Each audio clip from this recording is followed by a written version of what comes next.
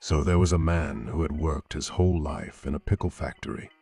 One day he came home and told his wife that he had been fired from his job. She began to scream and yell, "You have given them 20 years of devoted service. Why did they fire you?" "For 20 years, I've wanted to stick my manhood in the pickle slicer," he explained. "And today I finally did it." The wife ran over and pulled his pants down to see what damage had been done. "Shocked," she said with a sigh of relief. "You look okay. You're all there." "So what happened to the pickle slicer?" "Well," he said with hesitation, "they fired her too." So a woman and her 10-year-old son were riding in a cab through New York City. It was raining, and all the hookers were standing under the awnings. "Mom," the boy asked, "what are those women doing?" "They're just waiting for their husbands to get off work," she replied. The cabbie glances back and says, "Lady, why don't you just tell him the truth?" "They're hookers, kid. They sleep with men for money." The boy's eyes go wide. "Is that true, Mom?" She glares at the cabbie and gives a reluctant nod.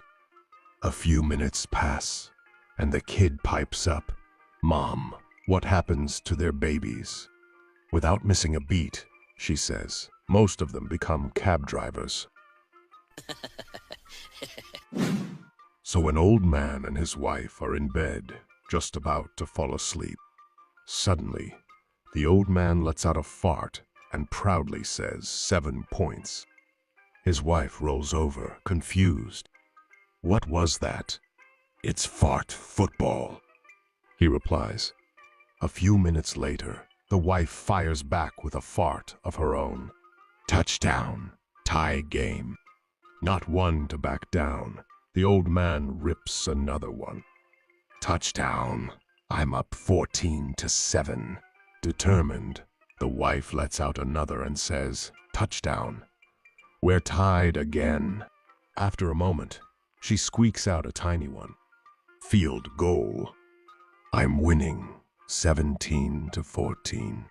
Feeling the pressure, the old man strains to even the score, but nothing happens.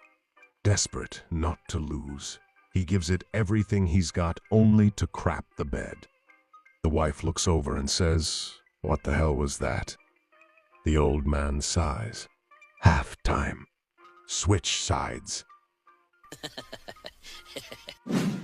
So Ed and Dorothy met on vacation, and Ed quickly fell head over heels for her. For a couple of weeks, he took her to dance clubs, restaurants, and concerts.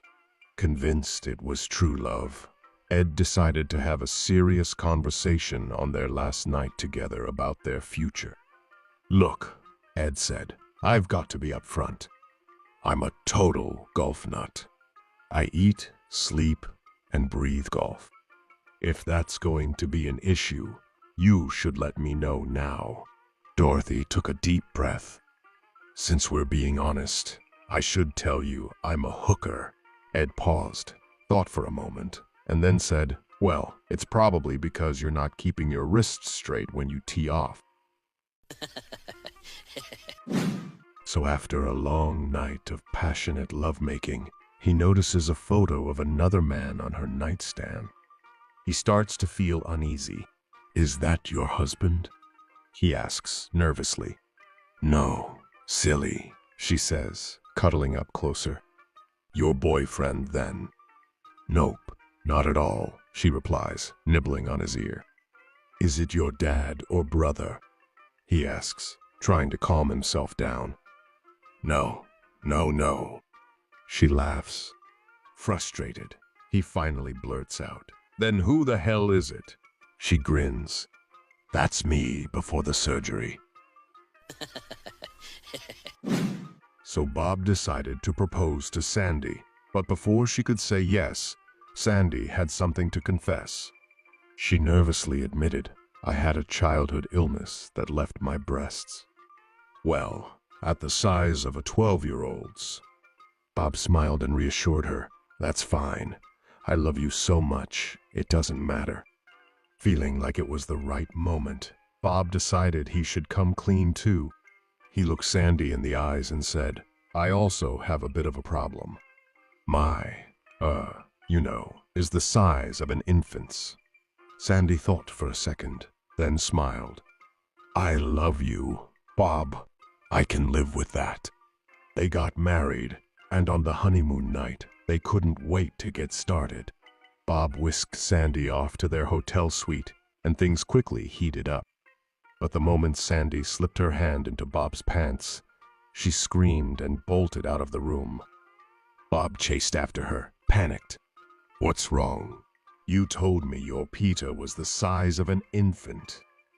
It is, Bob grinned. 7 pounds, 8 ounces, 19 inches.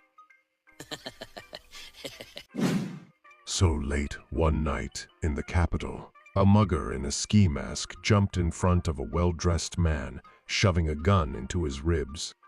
Give me your money, he demanded. Indignant, the man snapped back. You can't do this. I'm a U.S. congressman. The mugger paused for a moment, then smirked.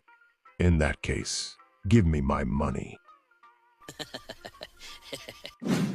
So a senior citizen goes in for his yearly physical, with his wife by his side. The doctor says, I'll need a urine sample, a stool sample, and a sperm sample. Hard of hearing, the man turns to his wife and asks, what did he say? She yells, he wants your underpants. So a job seeker was being interviewed, and the interviewer asked, what's your greatest strength?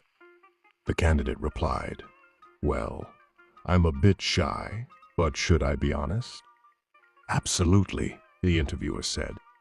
I expect nothing but honesty from my staff. The job seeker smiled and said, my greatest strength is my wife. Impressed by his respect for his spouse, the interviewer thought he'd make a great addition to the team. Wanting to wrap up, he asked, and what's your greatest weakness? Without hesitation, the candidate replied, someone else's wife. In a local Boy Scouts group, the Scoutmaster was teaching his young scouts essential survival skills. One afternoon, he gathered his troop for a special session on desert survival. The scouts, a mix of energetic and eager young boys, gathered around, excited to learn something new and useful. The Scoutmaster began the session with an engaging question. He asked, what are the 3 most important things you should bring with you in case you get lost in the desert? Several hands shot up into the air, each boy eager to share his ideas. One by one, the Scoutmaster called on them, and they suggested various items like food, matches, and a knife, all important things for survival. However, in the back of the group, there was one little boy, Timmy, who seemed particularly excited to share his thoughts. The Scoutmaster noticed Timmy's enthusiasm and decided to give him a chance to speak. Yes, Timmy, what are the 3 most important things you would bring with you? The Scoutmaster asked. Timmy, with a confident and serious tone, replied, a compass, a canteen of water, and a deck of cards. The Scoutmaster nodded in agreement with the first 2 items. The compass is to find the right direction, and the water is to prevent dehydration. Timmy explained, showing his understanding of basic survival needs in the desert. But the Scoutmaster was puzzled by the 3rd item. And what about the deck of cards? He asked, a bit impatiently, wondering how it could possibly be important for survival in the desert. Timmy, with a slight grin, replied, well, sir, as soon as you start playing solitaire, someone is bound to come up behind you and say, put that red 9 on top of that black 10. Do it! Just do it! Don't let your dreams be dreams. Yesterday, you said tomorrow, so just do it! Make your dreams come true! Just do it!